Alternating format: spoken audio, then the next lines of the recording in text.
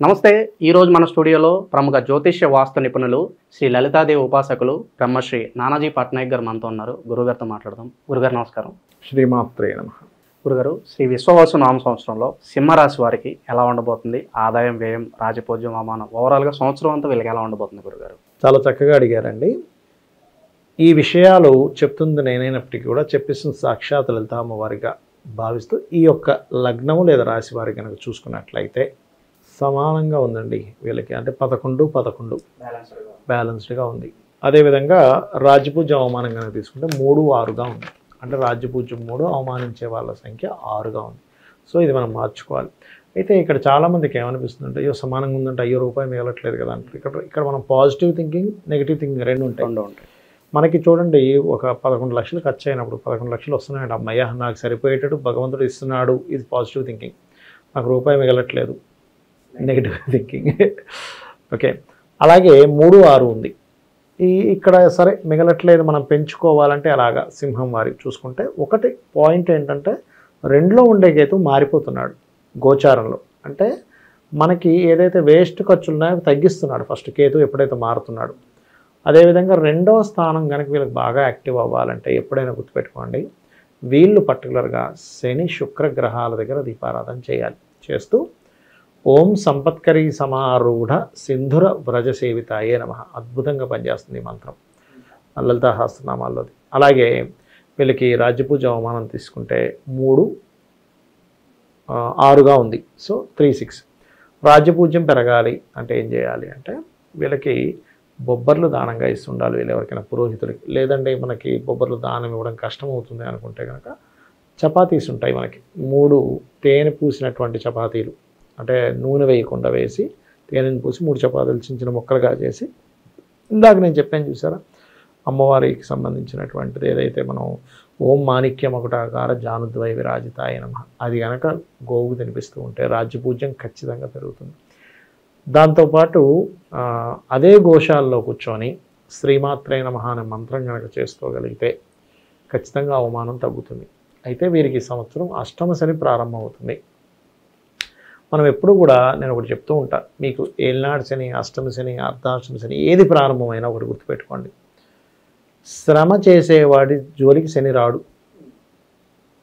ఇంట్లో పడుకునేవాడి దగ్గరికి శని వస్తాడు. అపోహలు ఎక్కువైపోయింది, ఇదంతా గడ్డు కాలం అని చెప్పి భావిస్తూ ఉంటాం. శ్రమ కారకుడు అండి శని.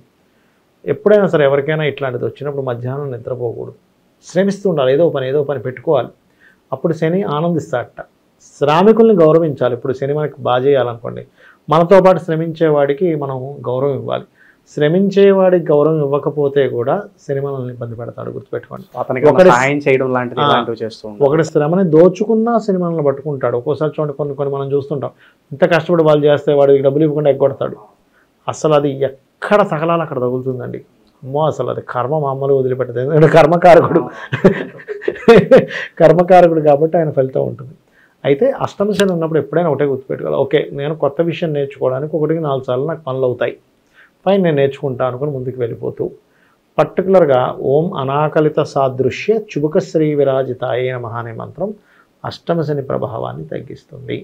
కాకపోతే అష్టమ శనిలో ఏమవుతాయంటే సర్వసాధారణంగా వర్క్స్ లేట్ అవ్వడము, పూర్వీకుల ఆస్తులు ఏవైనా ఉంటే ఆ విషయంలో కొన్ని స్లో డౌన్ అవుతుంటాయి. ఆ వర్క్స్, ఆ పేపర్ వర్క్స్ కావచ్చు, ఇట్లాంటివి కొంచెం ఇబ్బందిస్తూ ఉంటుంది. అదొకటి మెయిన్గా చూసుకోవాలి.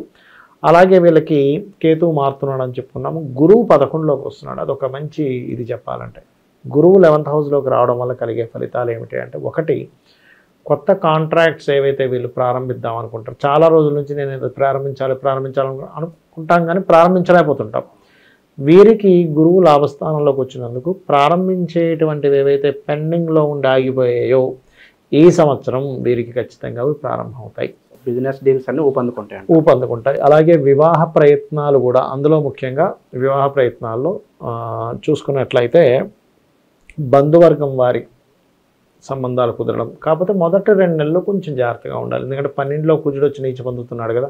ఆల్రెడీ వివాహం అయిన వారికి కూడా ఏదైనా జీవిత భాగస్వామితో అనవసరమైన ఘర్షణలు, గొడవలు, చిన్న విషయాలకే ఉద్రేకం తెచ్చుకోవడం, కోపం తెచ్చుకోవడం, నన్ను ఇంత మాట అంటావా అని ఈగో తెచ్చుకోవడం, ఇట్లాంటివి పెరుగుతుంటాయి. ఫస్ట్ 2-3 మంత్స్ కొంచెం జాగ్రత్తగా ఉండాలి ఆ విషయంలో. అది మెయిన్గా చూసుకుంటే కనుక వీళ్ళకి గురుబలం ఉంది ఈ సంవత్సరం. గురుబలం 7వ స్థానాన్ని చూస్తుంది, 3వ స్థానాన్ని చూస్తుంది. అలాంటప్పుడు ప్రయత్నాలు ఫలిస్తాయి, వివాహ ప్రయత్నాలు సక్సెస్ అవుతాయి అన్నమాట. అది మెయిన్గా. ఇక ఆరోగ్యపరంగా గురుగారు ఎలా ఉండబోతుంది వీళ్ళకి మరి?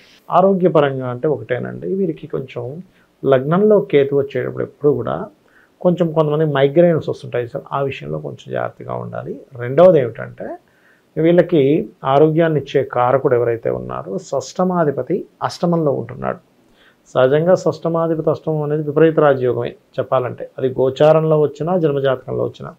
కాకపోతే ఈ గ్యాస్, కడుపులో కొంచెం గ్యాస్ ప్రాబ్లమ్స్ రావడము, కొంచెం ఇట్లాంటివి, కొంచెం కాళ్ళు లాగడం, ఇట్లాంటివి కొద్దిగా వస్తూ ఉంటాయి. అది కొంచెం చూసుకోవాలి. ఇది మార్చి నెల అంటేనే ఎగ్జామ్ సీజను, మరి విద్యార్థుల పర్సెంట్ గురుగారు, అలాగే విదేశాలకు వెళ్ళాలనుకునే వాళ్ళకి ఏదైనా గుడ్ న్యూస్ ఉందా?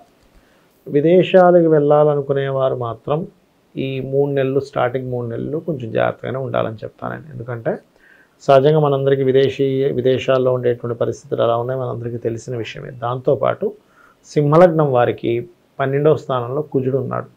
ఎవరైనా ఇంకా తప్పదు వెళ్ళాలి అనుకుంటే ఒక టెక్నిక్ ఏంటంటే, అంటే ఒక చిన్న ఇది, రోజు ఉదయము సాయంత్రము ఆ యొక్క ఆంజనేయ స్వామిని భక్తి శ్రద్ధలతో మార్నింగ్ ఈవినింగ్ కనుక హనుమాన్ చాలీసా చదువుకున్నట్లయితే ఖచ్చితంగా వీళ్ళకి విదేశీ వెళ్ళేటువంటి యోగము కలుగుతుంది. ఎందుకంటే వాయుపుత్రుడు, వాయు గమనం మనం వెళ్ళాల్సింది. ఇప్పుడు వాయుపుత్రుడి యొక్క అనుగ్రహం కలిగిందంటే పెద్ద సమస్య కాదు. అలాగే విద్యార్థులకు కూడా కాస్త 4వ అధిపతి భాగ్యాధిపతి కుజుడు అండి, సింహలగ్నానికి కానీ సింహరాశికి కానీ. సో కుజుడు ఎప్పుడైతే నీచంలో ఉన్నాడో కొంచెం మొదటి 3 నెలలు మాత్రం ఈ చదువులో కొంచెం ఎక్కువ స్ట్రెస్ అవుతారు. తర్వాత చాలా బాగుంటుంది. మరి తర్వాత ఏం ప్రాబ్లం ఏమి ఉండదు, జస్ట్ జూన్ వరకే, దాని తర్వాత చాలా బాగుంటుంది. ఉద్యోగస్తులు, వ్యాపారస్తులు వీళ్ళకి ఎలా ఉండబోతుంది గురుగారు? వ్యాపారస్తుల విషయంలో తీసుకుంటే కనుక లాభంలో గురువు అండి. సో లాభంలో గురువు మంచివాడు వ్యాపారాల విషయంలో.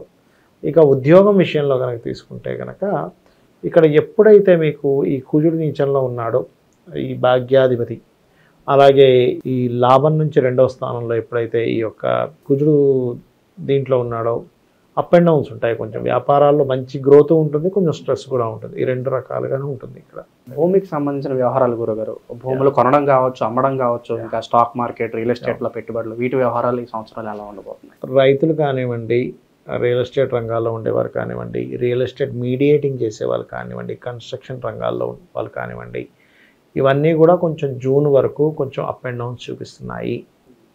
కాబట్టి వీళ్ళు పర్టికులర్గా ఇక్కడ ఏంటంటే జూన్ వరకు ఈ విషయాల్లో జాగ్రత్తగానే ఉండాలని చెప్తాను. అందులో ముఖ్యంగా ఎర్రమట్టి ఉంటుంది చూసారా, ఎర్రమట్టిలో వ్యవసాయం చేసేటువంటి వారు కొంచెం జాగ్రత్తగా ఉండాలి. ఎందుకంటే ఈ సంవత్సరం సహజంగా కూడా విశ్వాసనామ సంవత్సరంలో మొదటి 2-3 నెలలు సడన్గా వాటర్ అంటే మంచి ఎండ కనిపిస్తుంది, సడన్గా వర్షం పడుతుంది. ఎందుకు అంటే జలరాశుల్లోకి కుజుడు వచ్చాడు. మరొక జలరాశి మెయిన్ రాశిలోకి శని రాహువులు ఉంటున్నారు. ఈ శని రాహువులు ఉంటూ కోణంలో కుజుడినప్పుడు ఏమవుతుందంటే ఆకస్మికంగా వర్షాలు వస్తూ ఉంటాయి, ఆకస్మికంగా వాటర్ వస్తూ ఉంటుంది. సో ఈ విషయంలో జాగ్రత్తగా ఉండాలి. ఇంకా మెరుగైన ఫలితాలు పొందడానికి గురుగారు ఏదైనా రెమెడీస్ ఉంటే తెలియజేయండి ఈ రాశి వారికి. వీళ్ళు ఎక్కువగా దత్తాత్రేయుని ఎక్కువ ఆరాధించాలండి. ఎంత జయ గురుదత్త, శ్రీ గురుదత్త చేసుకుంటే అంత బాగుంటుంది. ఎలాగో అష్టమ శని నడుస్తుంది కాబట్టి కాస్త గోవులకి బెల్లం తినిపించడము, లలితా సహస్రనామాల్లో ఓం అనాకలిత సాదృశ్య చుబుక శ్రీ విరాజితాయ నమః అనే మంత్రం చేసుకోవడము, ఇవి చాలా చక్కటి ఫలితాలు ఇస్తుంది వీరికి. ఒకటే ఏంటంటే భక్తి శ్రద్ధలతో ఫలాపేక్ష కాంక్షించకుండా కనుక మనం చేయగలిగితే ఖచ్చితంగా రిజల్ట్ వస్తుంది. చాలా బాగా వివరించారు గురుగారు, ధన్యవాదాలు. శ్రీమాత్రే నమః.